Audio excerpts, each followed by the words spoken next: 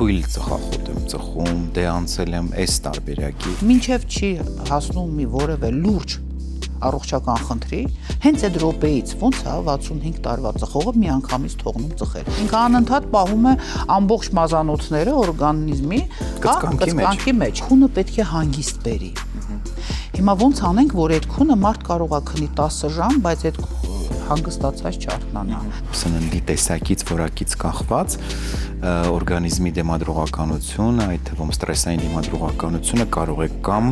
թուլանալ կամ հակառակը ուժեղանալ։ Ուտում են ամեն ինչ, ինչ որ կպատահի ցերեկը, ինչ որ որտեղ կպատահի, հա, այդպես ֆաստ ֆուդներ եւ այլ։ Երեկոյան արդեն ճաշում ենք 3 անգամվա պորցիա։ Երբ որ կոմֆորտ զոնան արդեն կլանում է ամբողջ օրը մարդու սնունդը, աշխատանքը, հանգիստ ամեն ինչ, ինքը դառնում է արդեն վնասակար։ Կան հետազոտություններ, որ 4 կիլոմետր եւ ավել քայլող մարդիկ նվազեցնում են իրենց սիրտ-անոթային պատահարները։